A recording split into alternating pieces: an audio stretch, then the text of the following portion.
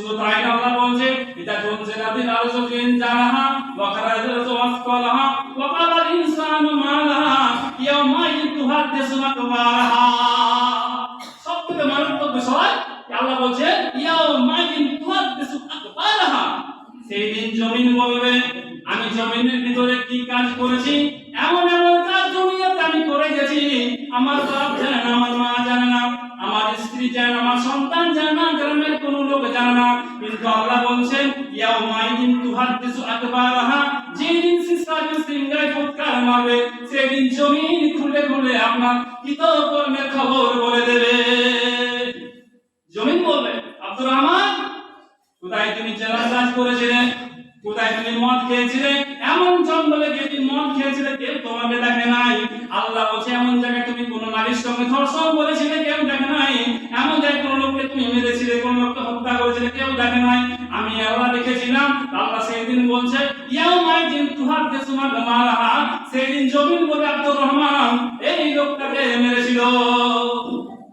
সাক্ষীর প্রয়োজন হবে না, দুনিয়াতে আমরা কোনো কিছু করলে সাক্ষী তবে তো বিচার হবে। আল্লাহ বলে সাক্ষীর কোনো প্রয়োজন হবে না। সূরা জিনজাল বলবেন আল্লাহ বলে ইয়াউমাইদিন তুহাদ্দিসু আকবারাহা, কেন জমিন কথা বলবে বিআন্না রাব্বুকা আওহালাহা, কারণ জমিনকে এই কাজের পারমিশন দেবে আল্লাহ। আল্লাহ জমিনকে বলবে এই জমিন বলো তো আব্দুর রহমান কি কাজ করেছিল, বলো জমিনে কি কাজ করেছে, সেদিন সব খবর পাস হয়ে যাবে, সব ফাঁস হয়ে যাবে, সেদিন কোনো গোপন থাকবে না। একে বলে কিয়ামতের ময়দান। শুধু তাই নয়, শুধু তাই নয়, কিয়ামতের ময়দানটা কতটা ভয়ানক হবে আল্লাহ রাব্বুল আলামিন বলছে সূরা হাজের প্রথম নম্বর আয়াতের ভিতরে ইয়া আইয়ুহান নাসু তাকু রাব্বাকুম, আল্লাহ বলছেন হে পৃথিবীর মানুষ তোমরা আমাকে ভয় করো, ইন্না জালজালাতা শানি শাইইন আযীম, কারণ সেই দিন যে ভূমিকম্প আরম্ভ হবে, সেই দিন যে জানজাল আরম্ভ হবে, সেই দিন যে কিয়ামত আরম্ভ হবে, ওই দিনকার ভয়ানক দৃশ্যটা অত্যন্ত ভয়ঙ্কর জনক হবে। সূরা হাজ আয়াত নম্বর প্রথম কি বলছে ইয়া আইয়ুহান নাসু তাকু রাব্বাকুম ইন্না জালজালাতা শানি শাইইন আযীম ইয়াওমা তারাউনাহা তাজহালু কুল্লু মুরদিয়াতিন আম্মা আরদাত কুল্লু জাতি হামলিন হামলাহা ওয়া তারান নাসা সুকারা ওয়া মা হুম বিসুকারা ওয়ালাকিন্না আযাবান আইসাদিদ।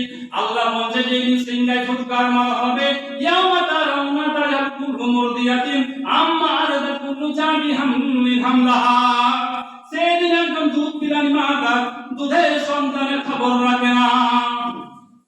আজকে সন্তান যদি কোনো কাঁদে, একটা বাচ্চা ছেলে 2 বছর দুধ পান করে না, কোনো বাচ্চা বানাতে কাজ করে, কোনো কর্মে লিপ্ত থাকে, সন্তান দোয়া করে কন্দন করে মা বুঝে নিয়েছে আমার সন্তানের পেটে খিদা লেগেছে, আমার সন্তানকে দুধ দিতে হবে, তার জন্য যে কোনো কাজকে সে দুধের ব্যবস্থা করে। কিন্তু আল্লাহ বলছে ইয়াউমা তারাউনাহা তাজহালু কুল্লু মুরদিয়াতিন আম্মা আরদাত, সেই দিন একজন দুধ পিলানি মা তার দুধের সন্তানের খবর রাখবে না।